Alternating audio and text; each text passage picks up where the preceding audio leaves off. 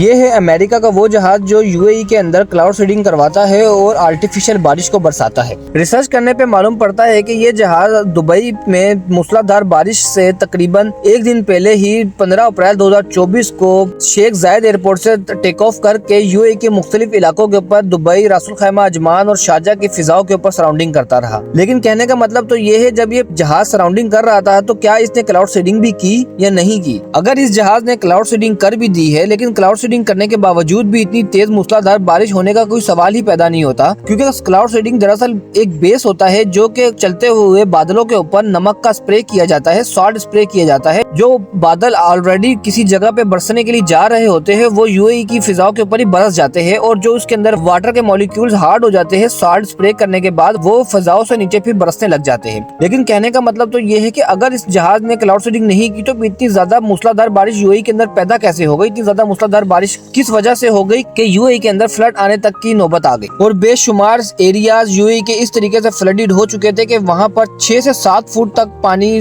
रोडों के ऊपर आ चुका था। रोडों का मंजर कुछ इस तरीके से पेश आ रहा था जैसे कोई नदी या दरिया का मंजर पेश आता है। उसके बाद जो महंगी तरीन आलीशान गाड़ियां थी वो रोडों के ऊपर इस तरीके से बह रही थी जैसे कि खिलौनों की तरह टॉय वाली गाड़ी बह रही होती है। लेकिन ये बात तो आप भी जानते होंगे कि यूएई का जो वेदर कंडीशन होती है वो बहुत ही ज्यादा ड्राई होती है, नॉर्मल इलाकों के मुकाबले बहुत ही ज्यादा खुश्क होता है। तो फिर यहाँ पर इतनी ज्यादा बारिश होने का सबब कैसे बन गया, क्योंकि यहाँ पर तो नॉर्मल दिनों के अंदर सिर्फ रेगिस्तान और अप्रोक्सीमेटली यूएई के डेटाबेस के मुताबिक तकरीबन 75 साल का रिकॉर्ड तोड़ा गया इस बारिश ने, क्योंकि यूएई आज से 75 साल पहले ही बारिश का वेदर कंडीशन का रिकॉर्ड सेव कर रहा था। उसके रिकॉर्ड के मुताबिक ये जो बारिश हुई है 2024 के अंदर, ये रिकॉर्डेड बारिश हुई थी। 75 साल का रिकॉर्ड तोड़ा इस बारिश ने। तो रिकॉर्ड के मुताबिक यूएई के अंदर तकरीबन 175 मिलीमीटर बारिश हुई है अभी जो बारिश हुई थी, और ये इस बारिश को अगर आप कैलकुलेट करो तो ये बारिश यूएई के अंदर कंप्लीट साल के अंदर की जाती है, जो कि मसनूई और कुदरती तौर के ऊपर जो की जाती है वो होती है। लेकिन जो 15 अप्रैल 2024 को जो बारिश हुई है नेचुरल बारिश,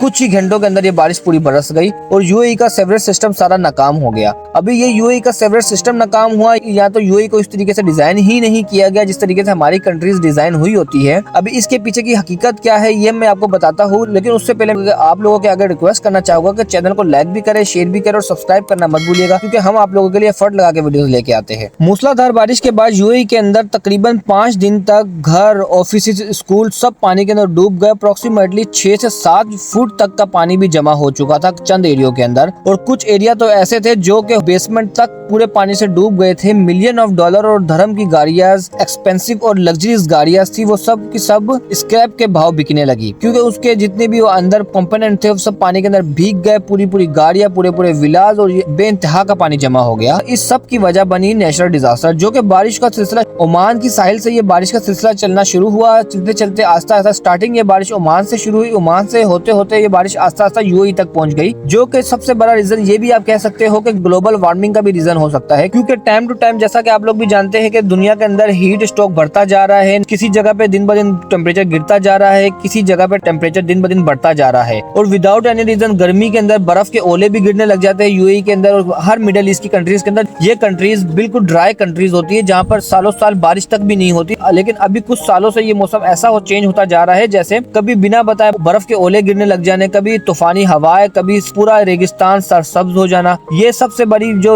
अलामत बनती है, सबसे बड़ा रीजन बनता है, ये बनता है ग्लोबल वार्मिंग का। और ये जो बारिश जो डिजास्टर हुई है इसका सबसे बड़ा रीजन ग्लोबल वार्मिंग है, और बारिश का तेज हो जाना ग्लोबल वार्मिंग का रीजन है। और ये सब डिजास्टर हो जाने के बाद यूएई गवर्नमेंट ने ये ऐलान कर दिया है अप्रोक्सीमेटली 8 बिलियन धर्म यूएई ने रिलीज किया है सिर्फ और सिर्फ अपने यूएई पूरे कंप्लीट यूएई के सेवर सिस्टम को बेहतर बनाने के लिए, क्योंकि यूएई बना ही इस तरीके का नहीं है जिस तरीके से हमारी Asian country India, Pakistan, Bangladesh बनी हुई है रेगुलर बारिश के मुताबिक। ये कंट्रीज बनी है ड्राई वेदर के हिसाब से, इस वजह से यहाँ का नेचुरल ड्रेनिंग सिस्टम में वो इतना ज्यादा बेहतर नहीं है। तो दोस्तों अगर आपको वीडियो पसंद आई तो वीडियो को लाइक भी करो, शेयर भी करो, सब्सक्राइब करना मत भूलिएगा, ताकि हम आप लोगों के लिए और भी ज्यादा इस तरीके की इन्फॉर्मेटिव वीडियो लाते रहा करें। शुक्रिया।